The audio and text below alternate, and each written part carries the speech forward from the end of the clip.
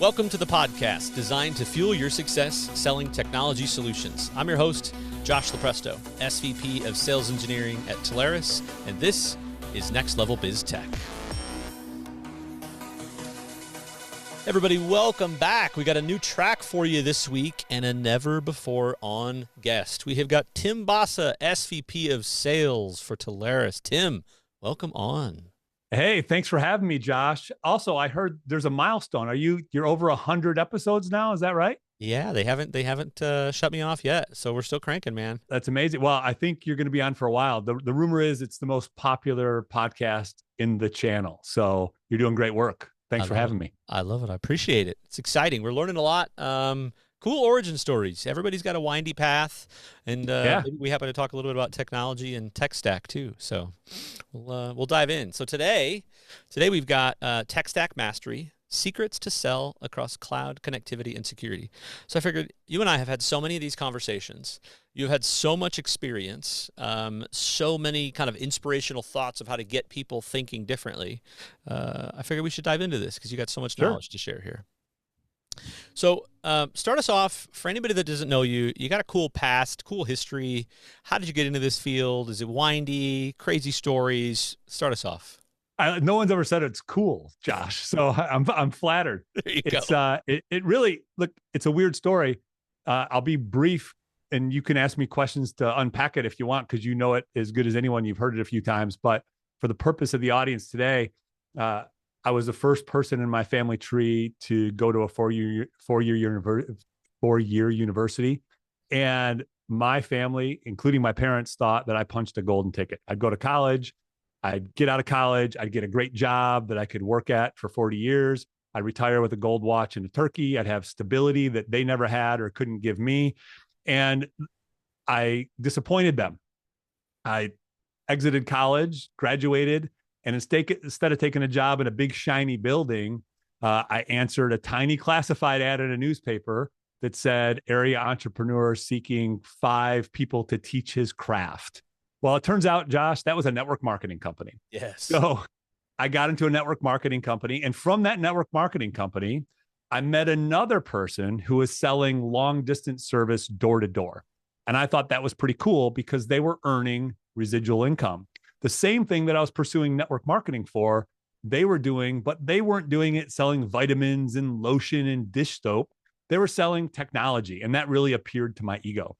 So I took a job with a little long distance reseller, a little switchless reseller, and authorized agent for Ameritech back then. Remember, there was Arbox. And I sold small businesses, mostly long distance services and Ameritech calling plans door to door. So that's how I got my start. And I sold back then very small businesses, junkyards, dry cleaners, real estate offices with a bunch of folks that looked like Betty White. No offense to folks who look like Betty White. They were like chain smoking in their office. Virginia Slim 120s. Hell yeah. That's exactly right. So, I got chased out of junkyards by pit bulls. I had, grumpy old people yell at me. I snuck into businesses through the back door to sneak in to see Mr. Big or Mrs. Big. And it turns out I was pretty good at it. So I got promoted pretty quickly to be a sales manager and helped expand that company, and got recruited out of that company to go to another company that was growing really fast, and rose to the top of that firm. We had over 300 sales reps, feet on the street in our region. And I learned a lot. And then, selling mostly those same services, long distance. We're starting to get a little bit into internet then, early days of T1, early days of DS3, of course, DSL, and a lot of voice services, and learned how to sell more enterprise. And, my career sort of took off from there, and it became mostly, I started in the channel, didn't know I was in the channel until I went to the first ever Channel Partners Expo that looked like a high school science fair back then, tabletop displays, like 15 people in a little ballroom. Now there'll be thousands of people out in Vegas, but that's really how I got started, cold calling door to door. But since then I've sold to, Fortune 500, Fortune 50 companies. I've been involved with some people who will probably watch or listen to this podcast, and sold shoulder to shoulder with them at some of the biggest companies in the world, and learned a lot. And my greatest really greatest accomplishment, if I've had them, is helping advisors achieve their most ambitious goals. It's on my LinkedIn profile. You hear me say it in front of, whether it's Partner Summit, in front of thousands of partners, or in front of a small coaching session. My career has been a wild ride. It's been a lot of fun, but it's all been sales, marketing, biz dev in our channel, Josh. Love it. One thing that maybe I'm going to get called out for not knowing this. The college path, the graduate, the Rolex. What did you say about a turkey? Oh, said gold watch and a turkey. Where's the turkey come in? Yeah, so there's this whole thing that, like, you work for a big company, you do good, you have a job. Like, you go back to network marketing, they'd say you have a job. Job stands for just over broke, and you go to work for a big company, and they pay you for your time, not for the value you bring to the marketplace, right? And when you leave the company, they never recognize you after that, and they barely recognize you while you're there. And when they leave, on the way out the door, they give you a gold watch and a turkey for your accomplishment, your life's work. So that's actually how I would try to recruit people into network marketing. And full admission, I've never admitted this. And if there's folks on this call who I recruited into our industry, I would use some of the same analogies and say, hey, look, you can go work for a carrier in a big shiny building, and they'll pay you a salary and commission, but that doesn't compare to what you can earn as an independent business technology advisor, business solutions advisor, where you give up a little in the short term, but you really maximize the long term. You build a base of clients, you build a stable residual income, you get to adapt to the change of this industry. And it's been a wild ride since 1994. And people aren't going to run out of ways to use technology. They're not going to, they're consumers of this business, no matter what, good times or bad, financial crisis, dot-com bubble, dot-com burst, COVID. We saw, Josh, you and I had a front row seat to that. People took a COVID vacation and lost business, and others leaned in and had a COVID elevation, right? And now they're doing better than they ever have. So all that to say, this is the best business in the world. All right. Right. Eat all the turkeys you want. Have a turkey farm. Eat all the turkeys you want. Hey, now you're hungry. Don't make this about food, Josh. All right. Okay, so we've talked a lot about lessons, mentors. Yeah. Walk us through anywhere, door to door, previous sales jobs, whatever it is. What's a good lesson or two that you've learned the hard way, or just a good mentor that you had? Yeah, I think this will go a few different directions through our conversation, but I've had some great mentors, and mentors could be coaches, athletic coaches. I played basketball in high school and college, and had lots of great coaches there. Business coaches, there's definitely some standouts. But I think the biggest lesson is communication, like becoming a good communicator, becoming a clear communicator. It helps you in your personal life, with your friends, your family, your kids. Helps you in business, whether you're dealing with a prospect or a customer. Helps us as teammates, Josh, to communicate, to create clarity and trust. And we can unpack that more as we go if you want. But I think that was a big lesson for me, is how to communicate, and also when not to communicate. Sometimes you're excited about something and you want to communicate it. One time, I'll tell you, this is just, my brain, the way it works. You ask me questions and I'll tell you a story. So one time, hard lesson I learned as a manager, we were getting close to announcing President's Club winners, and I had the preliminary results. And I was so excited about one of the people who was going to win that I called him and I hinted that he was going to win. Well, it turns out he didn't win. Oh. So I had to call him and let him know that he didn't win. And he said, well, what am I going to tell my wife? She bought a dress. So I had to unwind something that I did. So I learned, like, you don't let the cat out of the bag until something's fully baked. And, that's a story about President's Club, but that could be with a prospect. That could be with your family. So I think, making sure you validate all the information, check all the boxes, like a 1 minute delay, or in some cases a 1 day delay, might make all the difference in the delivery. I love that advice. Just sleep on it. It can wait. Yeah, sleep We're not on in medical. it. Nobody's going to die. That's right. Yeah, that's right. No one's going to die. Mm-hmm. And sometimes that one final turn, a couple things, you check the box that the data is valid, but also you reread the email in the morning, or the memo, or whatever it is you're doing, the post that you're going to put on LinkedIn. It's going to be one turn better the next day. It's always better the next day. And that heartbeat of time is going to make you a better writer, better communicator. It's going to be clearer, especially when you read it through the reader's eyes. There's a great quote that says, to understand why John Smith buys, you need to see the world through John Smith's eyes. And that's not just a buyer. That could be your wife. Like, you got to see it, through your wife's eyes too. Yeah, it's good. Love that advice. Okay, so let's talk a little bit about, leadership philosophy, right? You're leading out the sales team. You've led out sales teams. You've built organizations. What's a core set of principles that guide your leadership style, and kind of how do they influence the way you're helping advisors grow? Yeah, sure. So I have a simple pattern that I follow. I'll recall it as best I can. It's pretty much the same, but it's not like a memorized thing. The first thing I look at, and you experience here with me because we're both on the leadership team, is you have to build a cohesive team. Yeah, and that takes, it's part art, part science. But if you have a lot of turnover, if you don't have cohesion in how you communicate and the way you operate, that can lead to a lot of bad things. So I think cohesive team is number one. The next thing is, we kind of touched on it, and I believe in you have to communicate clearly and create clarity in everything you do. And some of this stuff sounds like busy work, admin work, but having templates and standard operating procedures and just expectations that you set for your team and they set for their team, and we have as a company, we all hold ourselves to those standards, is really important. And that also creates trust. And I think you have to have trust.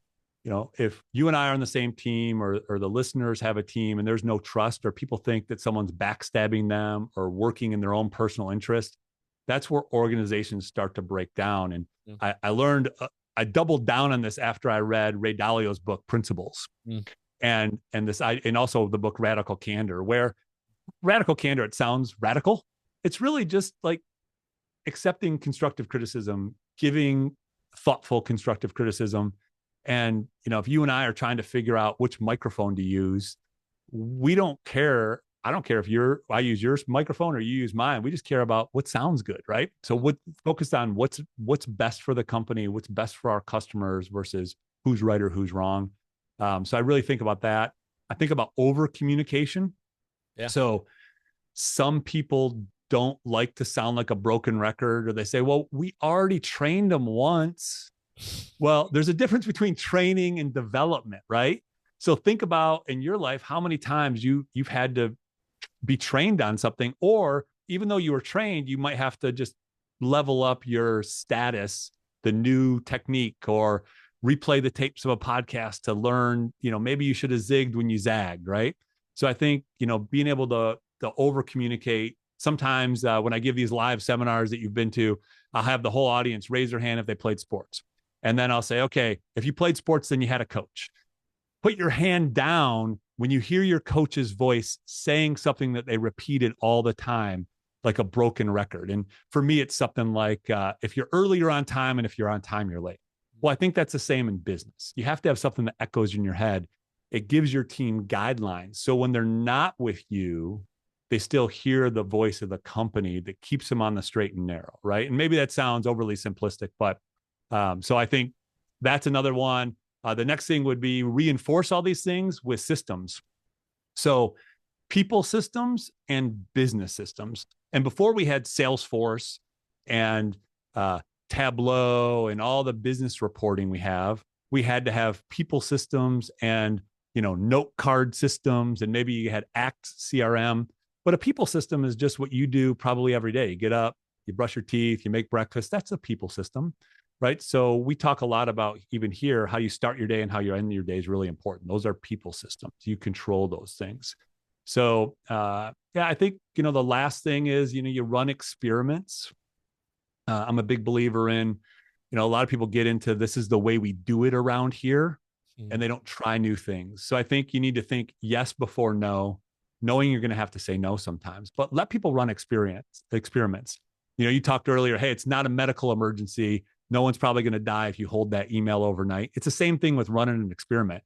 Yeah. If you let someone on your team, you let JW run an experiment, probably not going to burn down Telarus, but it might make us iteratively better, 10x better if you let them try it. So I think, 4 or 5 core principles. We want to build trust. We want to have clarity. We want to over communicate. We want to run experiments. We want to empower our people to make decisions.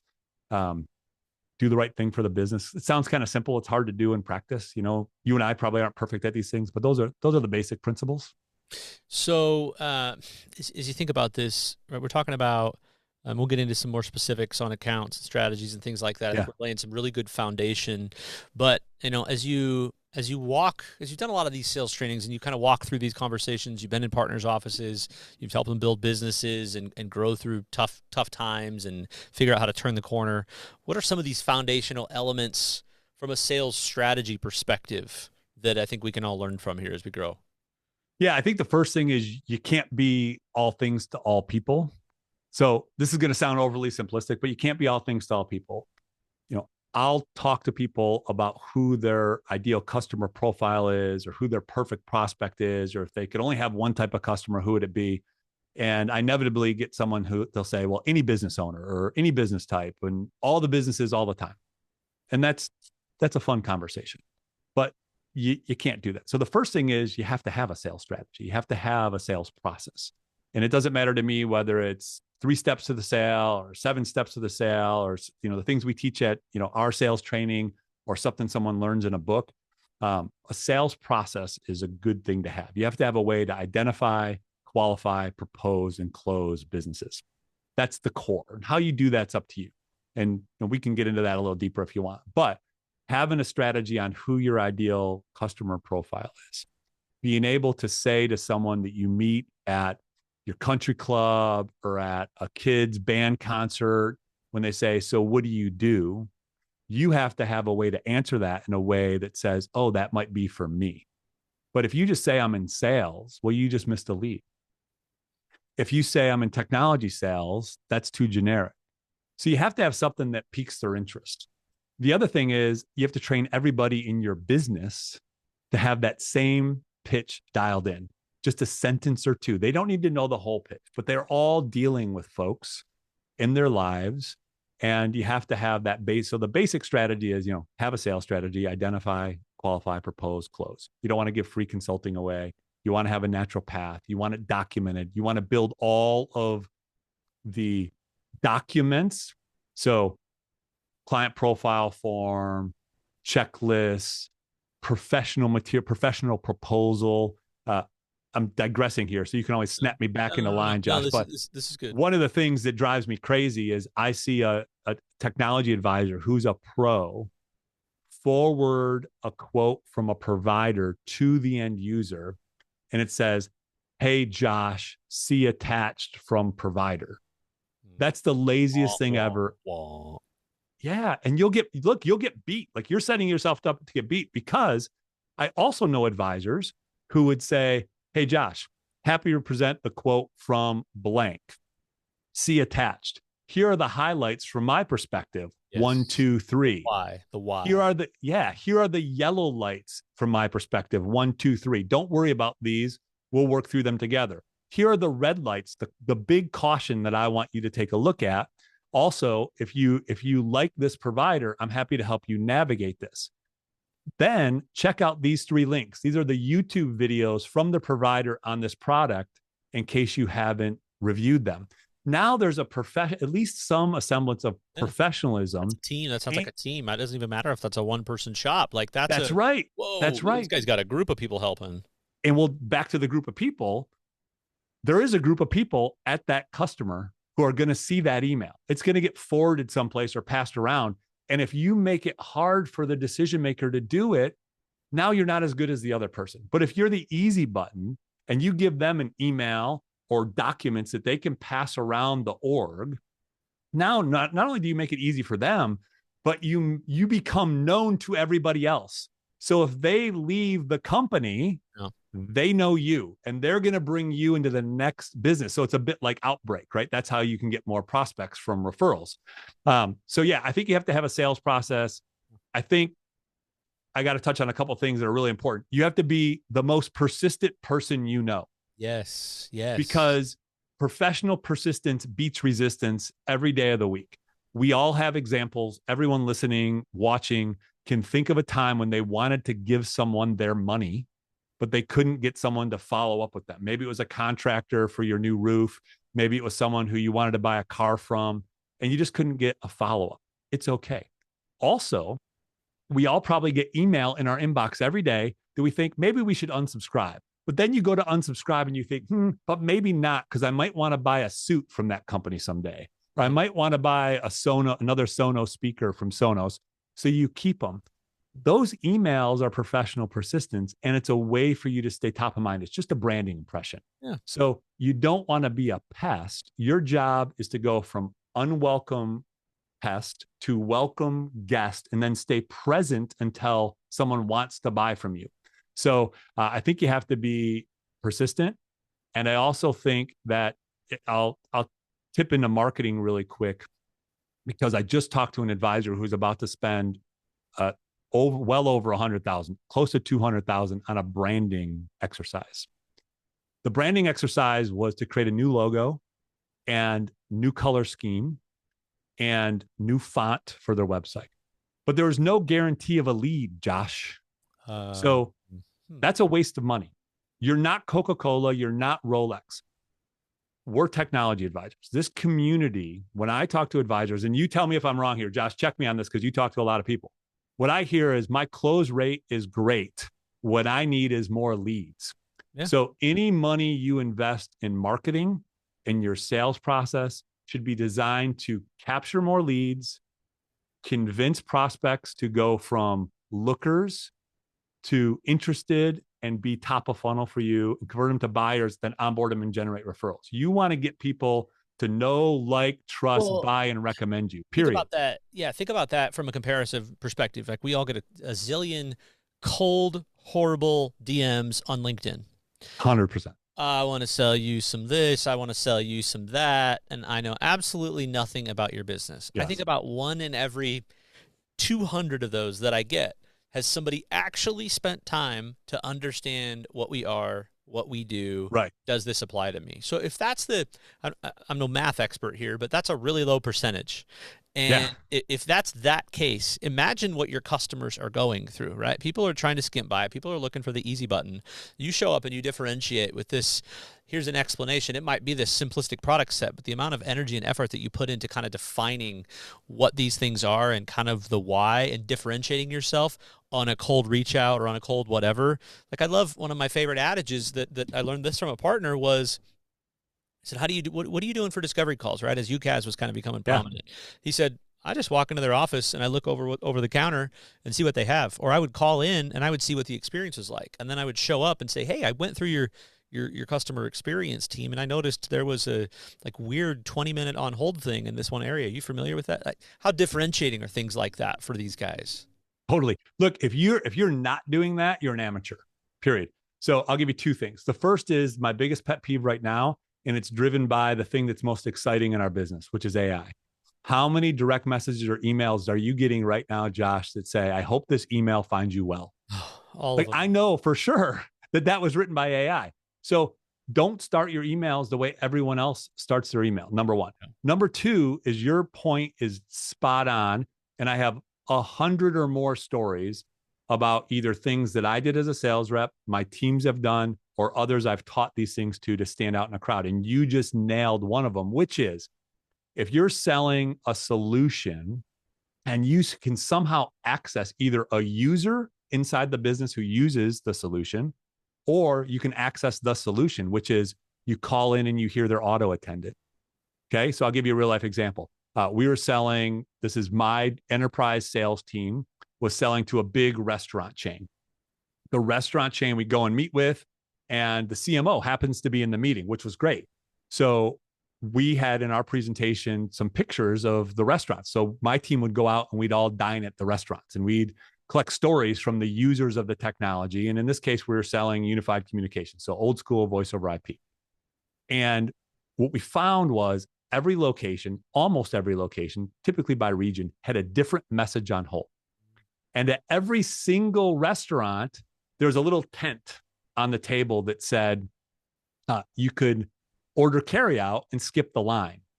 But when you call to do the registration for online for seating, like to be put on the wait list, the call ahead seating. So you call for call ahead seating, and the call ahead seating would be like, hey, thanks for calling restaurant name.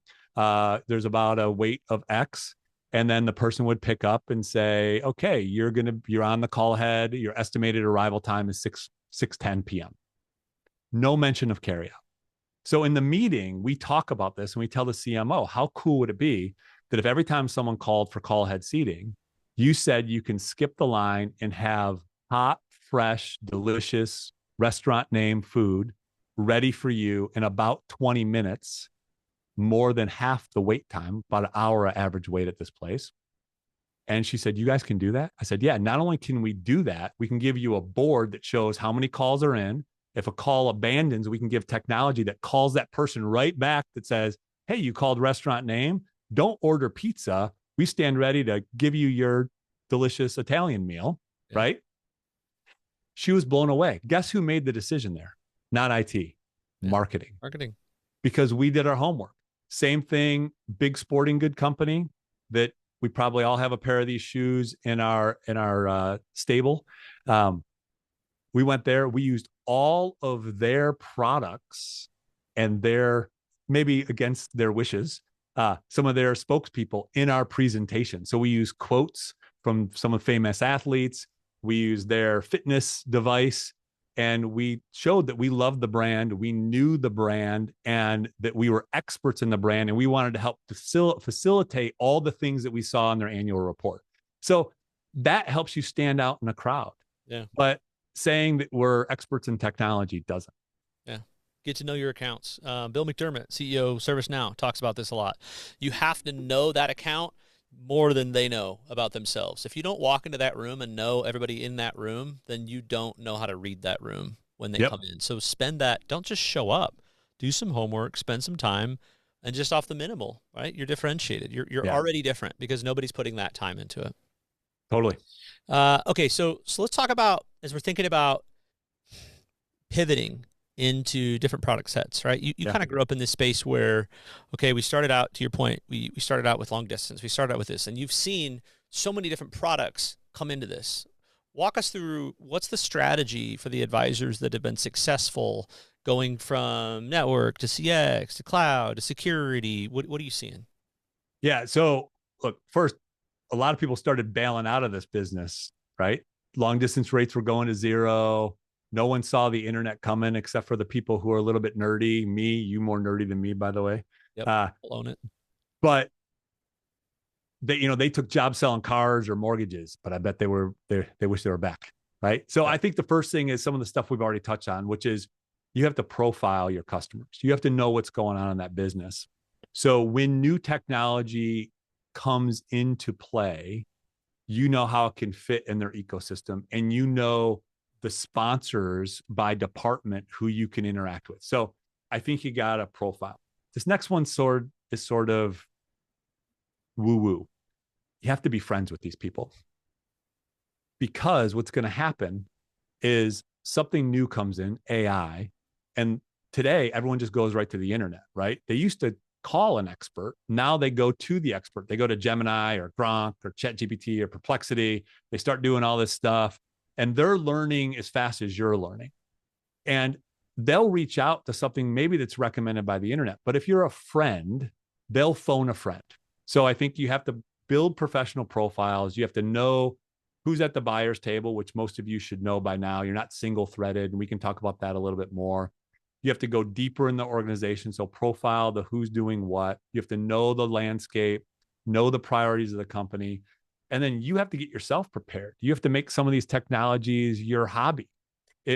It's becoming harder. I get it. And Josh, you're one of the best at this. I mean, I don't know how you have the capacity to learn all the different angles to the technology you have, and your team is so good at this. But this is my job, but it's also my hobby, right? So I do, I tell these silly things, but I do a thing called Take 10. And when I want to learn something, I just block 10 minutes off early at dark 30, and I'll just spend 10 minutes, not 10 hours, 10 minutes. And I'll watch whatever YouTube video comes up in my feed. Or I will now use Perplexity, and I'll do a 10-minute lesson because I can have Perplexity teach me. And I'll say, teach me like an 8th grader, right? Yeah. And it makes a little 8th grade lesson plan. So I think you have to prepare purposefully. And then you have to be willing to partner. There was a day when I was an expert on voice communications and probably pretty darn close to being an expert on network, really close. I am an amateur at best on a lot of the stuff. But guess what? I don't have to be a know-it-all, Josh. I just need to know who to call, right? So I think the next part of this is partner. You have to be humble enough to partner with somebody. Now, partner can be with someone at Telarus, right? Partner can be with someone in our provider portfolio that has engineers or a subject matter expert you can partner with. Partner can also be with your crosstown rival who happens to be an expert too. If you have an abundance mentality, there's plenty to go around. There's no shortage of services we can sell, Josh. There's no shortage of businesses we can sell to. And I see this spirit across our business, across the globe, really. And you see it too. You have a front row seat where people put their egos aside, they lock horns, they partner, and they're the ones winning big accounts. Yeah. Right? Because they partner up, they bring their expertise together, plus your expertise with your team, plus our marketplace of providers. And man, that's special. So I think you got to get to know your prospect, right? You got to be friends. Sounds silly. And I'll tell you a 30-second story because this is funny and just unlocked it. By the way, you can always tell me to stop. Just put your hand unlocking aloud. Go ahead, please proceed. Unlocking aloud. Okay. So I was at a party at one of our advisors' homes, and there's hundreds of people there. It was like a wedding or graduation party. Yeah. And I said, hey man, just out of curiosity, who are all these people? Are like family or friends? He goes, no. These are my customers. He goes, there's guys like you here who I do business with, and something like my kids' friends and stuff. But the majority of these people are like my local customers. I'm like, you let your customers come to your house? He goes, yeah, man. People don't leave their friends. So I've taken that to heart. This is like 15 years ago now. And I've taken it to heart. Like, people don't leave their friends, right? Unless you make them mad. But if you're a trusted friendship, right? And you're a technology advisor, you become the guy or the gal, right? We all have a guy, like the person who knows about cars or the person who knows about a thing. You want to be that for business technology solutions. So yeah, I think, hopefully that's helpful. Profile them, become friends, build a network around them, partner up with folks. And we have a front row seat to that success, Josh. Let's think about that as we get kind of towards the end of some of the cross-selling. I want to put a bow on this at an account level. So it seems to me that we've seen really effective strategies when people go multi-pronged. You can't just lean on one person, right? Yep. So obviously you laid a foundation to expand. But what if I'm stuck? What if I'm trying to cross-sell into an account? I've been brought in for this, but I just feel like I don't know how to go from cloud to security. Like maybe I know who the person is that kind of navigates some of that, but what are you like? What's your way out of that if you're stuck in that, or they think you can only help them with this? Yeah, well, you can always ask for help too. So there's some unique psychology about if you stop someone on the street and say, "Hey, Josh, could you help me?" or "Hey, stranger, could you help me?" Most people's immediate impunction. That's not right. Expectation. Reaction? Impulse. I can't. Oh, there it is. Impulse. There it is. I had a loss for words. It's getting late in the day. So most people's impulse when you say, hey, can you help me out, is yes. You can test it with a stranger at Starbucks, right? So I think if you have a good relationship, so back to the friendship relationship with somebody, and that you're single-threaded technology-wise, and you don't want to get wedged out by somebody who may have a relationship on cybersecurity or contact center, you just say, hey, Josh, I'm curious. I was wondering if you could help me out. And they'll say yes, usually. Hey, is there other people inside the organization that I should get to know? Helps that for that threading, right? And at the same time, you can reach out to us if you have a confidence issue, you want to know more, and say, hey, Telarus representative or carrier representative, I was wondering if you could help me out.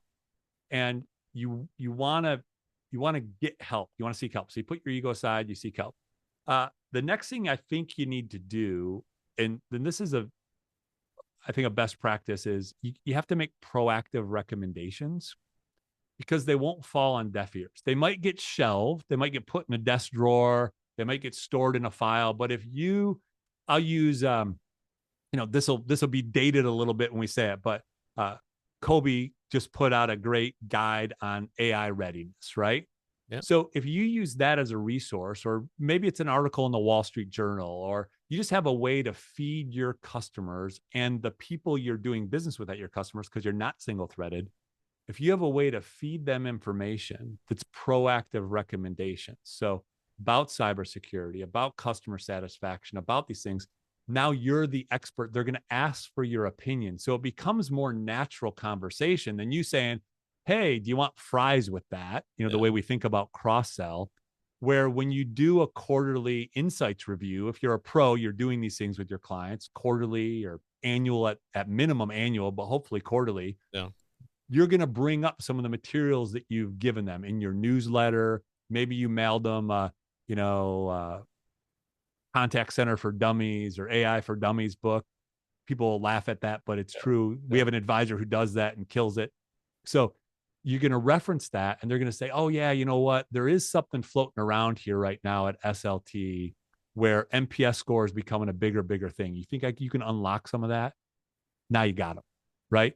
So I think when you're stuck, you got to take a little risk. You got to get over the fear and have some conversations. Yeah, I love it. All right. So if we fold this up into an example, maybe walk us through where you saw a partner get into one of these with a customer and they didn't cross sell. They stayed where they wanted to stay versus, I don't know, the opposite. Yeah. Yeah. So I'll give you some contemporary, like real-time examples, because this is happening in front of us right now. And I don't want to offend anybody, but this is happening in the MSP space. So we have more MSPs, I think, coming to Telarus than ever before. So traditional managed service providers, they're very focused on doing things their way. A lot of them, not all of them. So they have customer control. They build a customer. They take the customer calls. They do break fix. They do all the things. And they're very, very good at it. Some have been in business for a very long time. And what we're seeing in real time is because of the amount of services that are available to an end customer, it's this many, bigger than I can reach. And the MSP is selling their stack that they've been selling for a while. Maybe they've pivoted some more modern solutions, but they're still selling their white labeled voice over IP solution. They're selling their security solution. They're selling things that they can build. It's kind of the easy button for them. Their customer is now putting pressure on them to pivot into some of the services that are in our marketplace. And when they resist that, they're getting beat. So I think the way to think about it is you have to start to pivot into some of these services. So that's an MSP example where they're just getting wedged out by a full service, broad thinking technology advisor.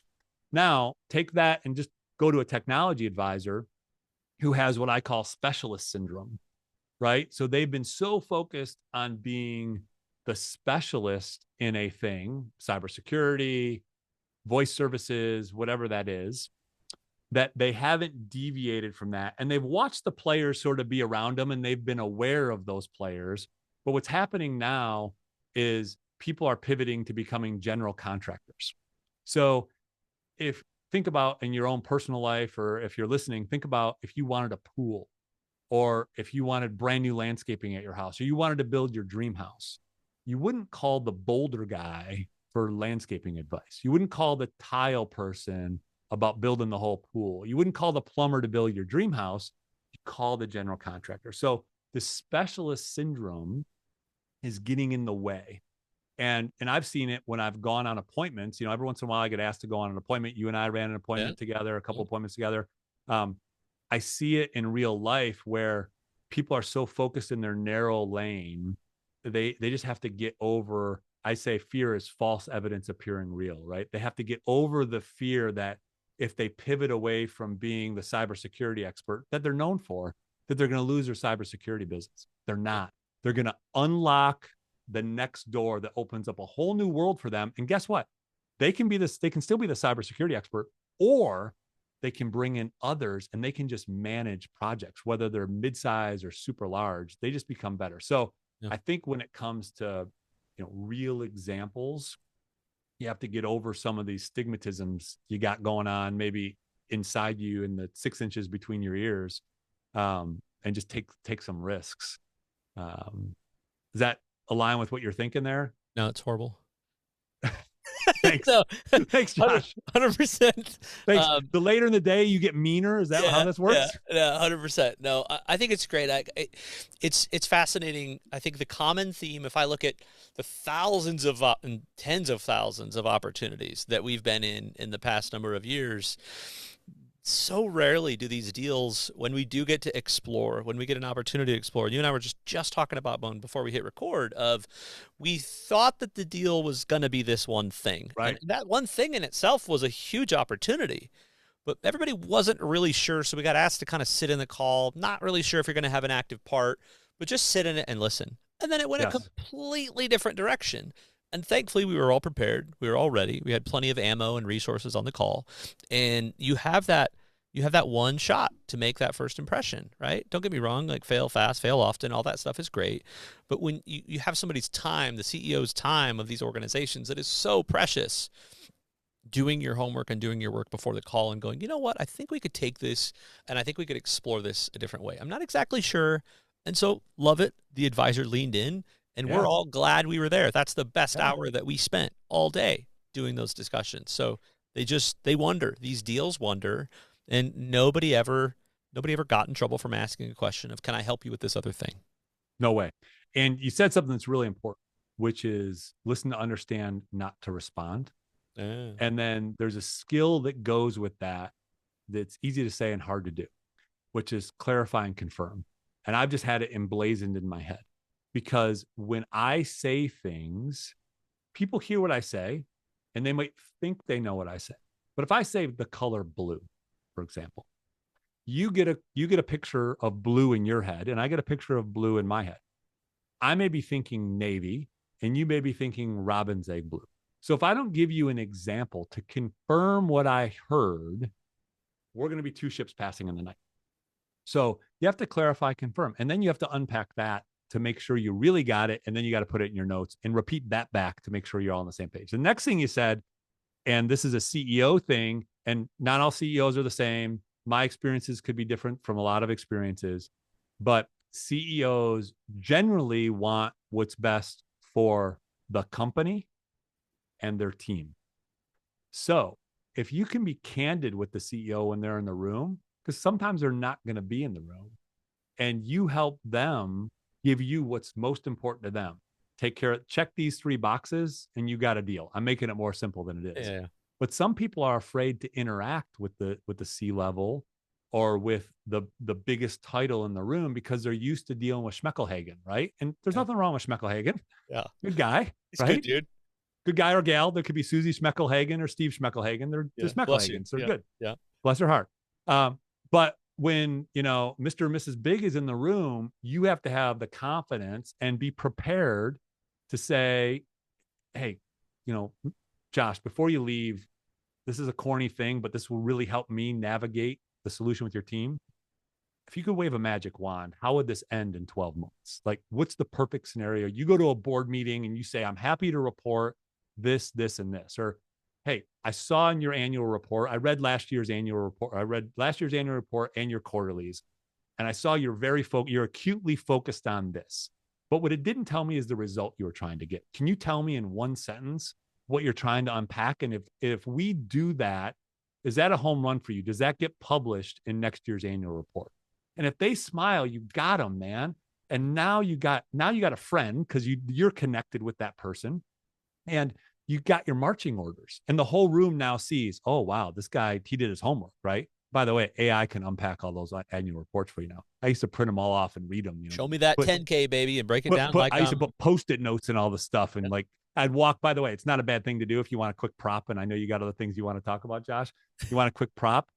You print off a bunch of stuff, you stick Post-it notes in there, and then you say what I just said and said, hey, I did some homework before coming. There's a few things that stood out when I was reading through, 419 pages or 316 pages. Here's 2 things I picked up or 3 things I picked up. Tell me how we can help shape the future of this that you said in your business documents or whatever the things you read.